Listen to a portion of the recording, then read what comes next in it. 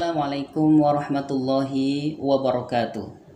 Alhamdulillah wassalatu wassalamu ala Rasulillah wa alihi wa ashabihi wa mawala. Para pemirsa, subscriber Generasi Rabbani yang dirahmati Allah Subhanahu wa taala.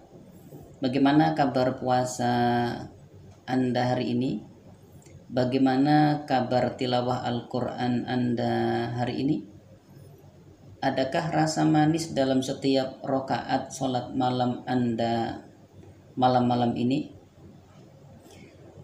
Apabila yang kita rasakan selama beberapa hari ini melaksanakan puasa Ramadan, ada rasa manis, nikmat dalam beribadah, ketenangan ketika berpuasa, khusyuk ketika membaca Al-Quran, dan ada perasaan khasyah, antusias untuk terus menambah rakaat sholat. Di situ satu indikasi bahwa amal-amal kita mendapatkan penerimaan dan penyambutan yang baik dari Allah Subhanahu wa taala. Para ulama salaf di antara kalam yang terukir dengan cinta emas, mereka mengatakan inna jaza'al hasanah al-hasanatu ba'daha. Di antara balasan Allah terhadap sebuah kebaikan adalah dimudahkan kita untuk melaksanakan kebaikan berikutnya. Maka berbahagialah kalau kita merasakan ibadah semakin manis, kemudian semangat terus bertumbuh untuk melakukan kebaikan-kebaikan yang lainnya. Itu pertanda ibadah kita mendapatkan pengabulan yang baik dari Allah. Tapi sebaliknya, kalau kita semakin bertambah hari Ramadan ini semakin merasa tersiksa, sudah bosan untuk tilawah, berat tubuh dan langkah kaki untuk diajak sholat berjamaah, termasuk juga melaksanakan sholat tarawih, berarti di situ ada yang perlu kita perbaiki, ada yang segera harus kita evaluasi. Mungkin amal-amal kita yang kemarin belum sempurna kualitasnya, mungkin puasa kita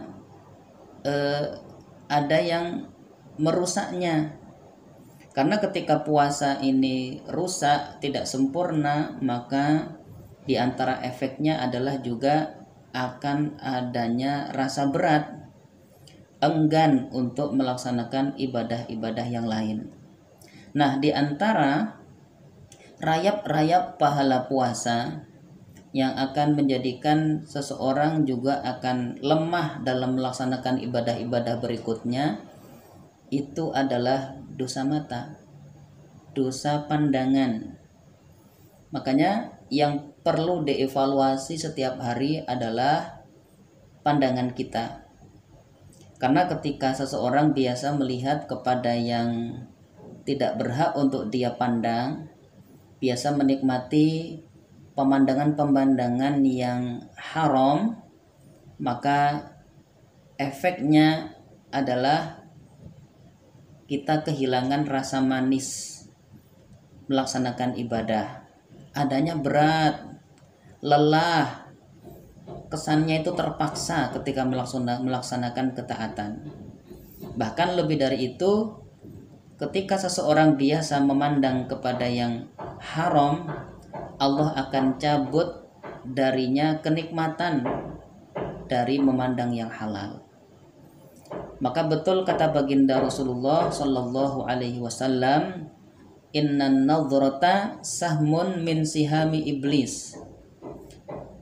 Pandangan kepada yang haram, menikmati pemandangan yang terlarang, itu adalah anak panahnya iblis, masmum dan beracun. Faman tarakaha makhafati, siapa yang meninggalkan melihat kepada yang haram itu karena memang takut kepadaku, kata Allah, abdaltuhu halawatan yajiduhu fi qalbi, aku akan gantikan nikmatnya pandangan yang haram itu dengan manisnya keimanan yang dia akan rasakan di dalam hati. Makanya di masa sekarang ketika membuka HP saja langsung biasanya muncul gambar-gambar aurat-aurat yang sejatinya tidak boleh kita lihat, tapi dengan sengaja atau tidak sengaja itu mampir di hadapan mata kita. Agar tidak menjadi anak panah setan yang beracun, ketika melihat pemandangan semacam itu, maka hendaklah segera istighfar dan palingkan pandangan kita. Jangan malah dinikmati. Karena menikmati pemandangan yang haram itu nanti bekasnya tidak langsung, tapi sebagaimana anak panah yang beracun, dia akan menyisakan rasa sakit. Di sini maksudnya kegelisahan, krisis ketenangan, hatinya sulit mendapatkan atau merasakan manisnya beribadah, manisnya tilawah Quran, manisnya sholat malam. Bahkan ketika sudah berlebih-lebihan, biasa memandang kepada yang haram, seseorang yang sudah punya pasangan, misalnya seorang suami pun lama-lama akan bosan dan melihat istrinya tidak menarik lagi. Ada seorang datang kepada Imam Hasan Al-Basri. Dia mencurhatkan, "Wahai Imam, dulu ketika kami baru menikah, istri saya itu yang paling cantik. Tapi semakin bertambah bulan, bertambah tahun, istriku nampak paling tidak menarik." Imam Hasan Al-Basri berkata, mungkin kamu tidak memberikan dia uang yang cukup untuk dia memperbaiki dirinya, berdandan. Sudah wahai Imam, dia pun rajin merawat diri, dia rajin di hadapan saya berdandan. Atau mungkin badannya sudah gembrot, sudah besar. Tidak wahai Imam, dia pun tetap langsing seperti dulu.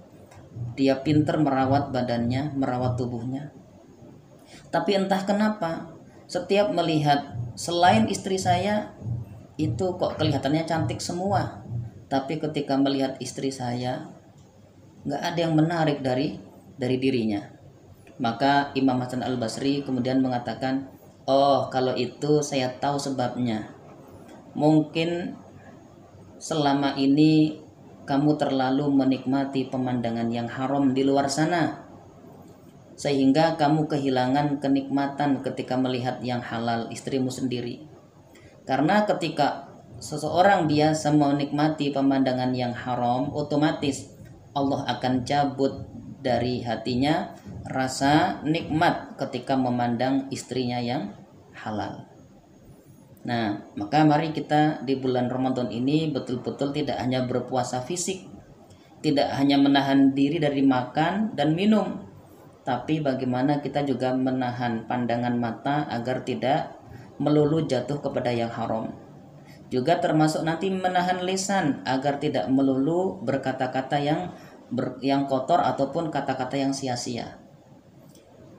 Tahan jempol dan jari-jari kita dari men-scroll tampilan-tampilan di dalam HP yang sekiranya tidak ada manfaatnya atau malah justru akan menggugurkan pahala puasa kita.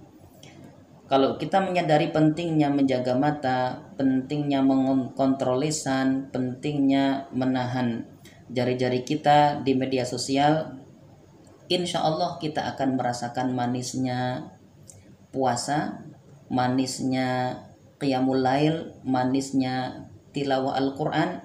Hati kita akan dihindarkan dari kegelisahan yang berkepanjangan.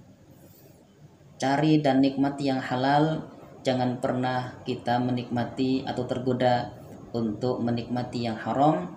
Maka Allah akan menjaga kita, menjaga organ tubuh kita dengan kebaikan dan keberkahan. Semoga bermanfaat untuk kita semuanya. Assalamualaikum warahmatullahi wabarakatuh.